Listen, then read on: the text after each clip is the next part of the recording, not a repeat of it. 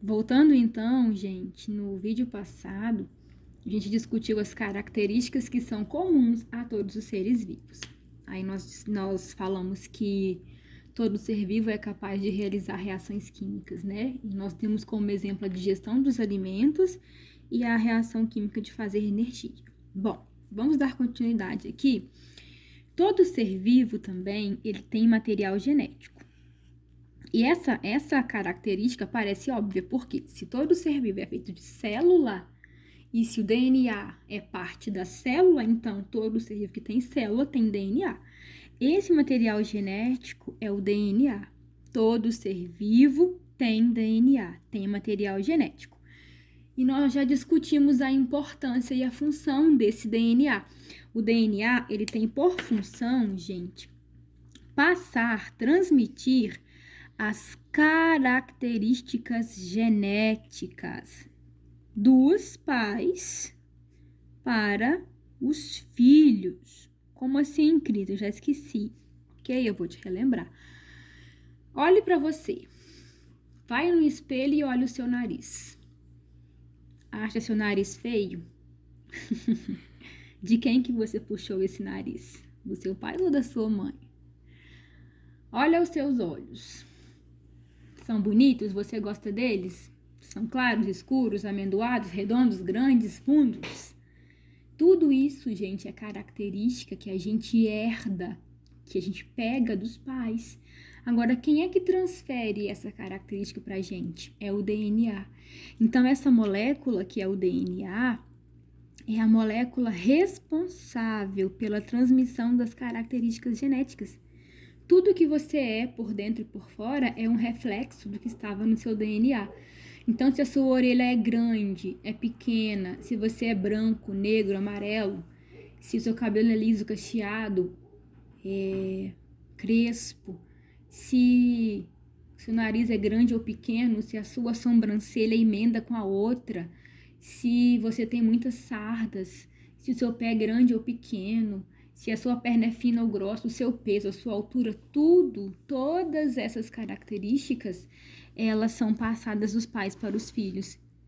E essas características estão guardadinhas lá dentro do DNA. Então, quando os nossos pais, eles vão nos fazer, eles vão se reproduzir, eles passam para a gente essas características das células deles para as nossas células. Quando eu falar aqui sobre o último tópico, que é a reprodução, você vai entender como é que a gente herda as características através do material genético, tá bom? Bom, a sexta característica que todo ser vivo tem, gente, é a capacidade de evoluir. A evolução. Evolução. Você já ouviu falar em evolução? O que você lembra quando fala em evolução?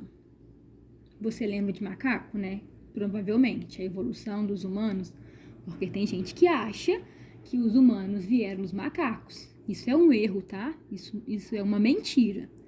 Nós não viemos dos macacos. Mas, o que mais que você lembra quando fala em evolução? Já sei, desenho animado, Pokémon. Passa Pokémon ainda? Não, né?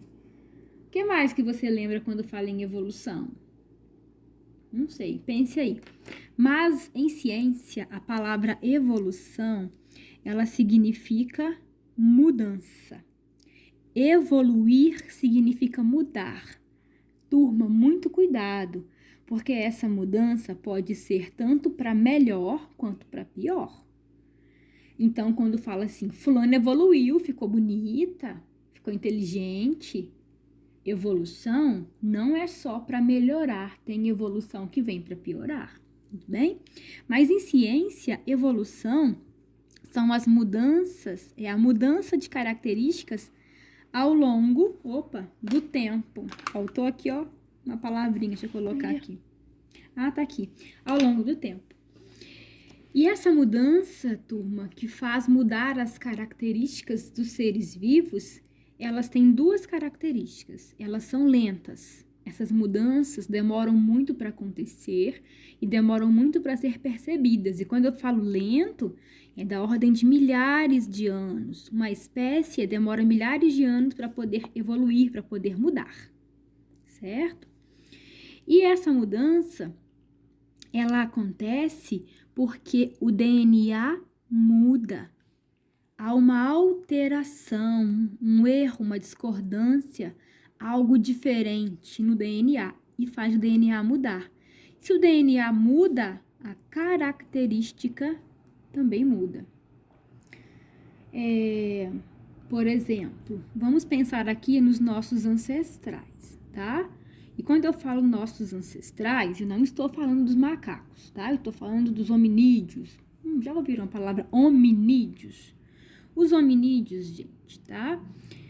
Por exemplo, havia no passado uma espécie de ser humano, de hominídeo, chamado Homo erectus, certo? O Homo erectus, gente, ele foi extinto. Por que que ele foi extinto? Provavelmente porque ele não se adaptou ao planeta Terra e ele não conseguia mais sobreviver e a população de Homo erectus foi foi morrendo, foi sumindo da Terra. Nós que somos Homo sapiens, a gente sobrevive, nós estamos aqui até hoje na Terra. Então, se a gente está até hoje na Terra, foi porque a nossa evolução, a nossa mudança, ela foi boa. Em qual sentido de ser boa? Quer dizer que nós temos características em nós que permitem que a gente sobreviva mais. E quem sobrevive se adapta, tem uma adaptação melhor. Já no Homo erectus, como eles foram os nossos ancestrais extintos, eles foram extintos provavelmente porque a evolução deles, a mudança que eles sofreram ao longo dos anos, foram mudanças ruins, negativas, que propiciaram para eles características ruins. Em qual sentido? De não fazer com que eles sobrevivessem, nem reproduzissem, e aí eles foram morrendo ao longo do tempo e a espécie se extinguiu. Não existe mais nenhum ser vivo mais de Homo erectus. Então, perceba que a evolução, ela é um tanto quanto complexa. Por quê? Porque a gente está falando de alteração no DNA, que muda a característica, mas são mudanças extremamente lentas, dificilmente de ser percebidas por nós, porque se essas mudanças elas acontecem em milhares de anos e a gente vive menos de 100 anos, a gente não acompanha isso, né? Nós não conseguimos ver a evolução acontecendo aos nossos olhos, porque o nosso tempo de vida aqui na Terra é muito curto. O que são 80 anos de uma pessoa quando se compara a milhares de anos de evolução que acontece? Mas aqui é um exemplo que dá para você compreender um pouquinho, ó. Se o Homo erectus ele se extinguiu, provavelmente as mudanças, a evolução dele não foi boa, porque não fez com que ele sobrevivesse aqui na Terra. Já nós, o Homo sapiens, sofremos uma evolução, uma mudança melhor, porque nós conseguimos sobreviver e assim nos adaptar a este planeta. Certo? Quando voltarmos nas aulas presenciais, eu tenho que voltar nesse assunto de evolução, tá? Porque ele é um tanto quanto complexo. E o que faz a evolução acontecer? A mudança no DNA. Uma palavra que vocês devem ter ouvido muito, muito, muito, que é mutação. Mutação. Essas mudanças no DNA são chamadas de mutação. Então, a evolução, ela se sustenta em cima das mutações, das mudanças. Mutar é mudar. Mutação é mudança. Mudança onde? No DNA. Se o DNA, se aquela molécula lá dentro da célula mudou, a característica vai mudar. E essa característica, ela é decisiva. Se for uma característica boa que faz a espécie reproduzir, aí a mutação foi boa. Mas se essa mutação, ela mudou o DNA para uma característica ruim, a espécie não sobrevive, aí a mudança é ruim. Ok? Espero que tenham entendido pelo menos um pouquinho. E a última característica que é comum a todos os seres vivos é a capacidade de reprodução. Reproduzir, gente, é formar novos indivíduos, é ter filhote, né? Todo ser vivo, olha o ciclo vital, volta aqui, ó. Lá no ciclo vital, todo ser vivo nasce e reproduz, e depois na velhice morre. Então, reprodução é uma característica que todo ser vivo tem. E a reprodução, essa forma de fazer filhotes, produzir novos indivíduos, ela acontece de dois tipos. Tem uma reprodução chamada reprodução sexuada. Nada tem a ver com sexo, tá, turma? Reprodução quer dizer, não tem a ver. Na reprodução sexuada, o que acontece é a união de DNAs diferentes. Vocês conhecem esse símbolo aqui, né? Ó, da matemática, o diferente. Quando tem um S, eu leio como diferentes, né? Reprodução sexuada, gente, envolve a união de DNAs. Cris, DNA de quem com DNA de quem? O DNA que estava lá dentro do seu pai, por exemplo, com o DNA que estava lá dentro da sua mãe, por exemplo. Vamos aprender aqui uns termos novos, tá? Vamos tomar como exemplo a reprodução sexuada dos animais, dos seres humanos, ok? Turma, os seres humanos têm células especiais para a reprodução. E essas células especiais se chamam gametas. O gameta masculino se chama espermatozoide. Veja que ele é uma célula que tem um rabinho. E aqui o núcleo, ó, então é uma célula eucariota. E dentro do núcleo, quem que tá lá? Muito bem, o DNA. Então, o espermatozoide é a célula sexual masculina que está lá dentro dos nossos pais. Aonde, Cris? Nos testículos, tá? Em contrapartida, a célula sexual feminina, o gameta feminino, se chama óvulo. Na verdade, turma, ele se chama ovócito 2, mas nós vamos tratar de óvulo, tá? Para ficar um pouquinho fácil, por enquanto. Esse óvulo também é uma célula, veja, ó, membrana, citoplasma, núcleo. Quem que tá dentro do núcleo? DNA. O óvulo fica dentro da nossa mãe. Aonde, Cris? Dentro da barriga da mãe tem duas estruturas chamadas ovários. Lá dentro ficam os óvulos. E aí, gente, quando os nossos pais resolvem que vão ter filhos, essas duas células, o espermatozoide e o óvulo, eles se unem. Tá vendo esse sinal de mais? Esse sinal de mais significa união. A união dessas células. Então, o espermatozoide se une com o óvulo e gera essa célula aqui de baixo chamada zigoto. Agora, repare o núcleo do zigoto. O que tem de diferente? 2 DNAs.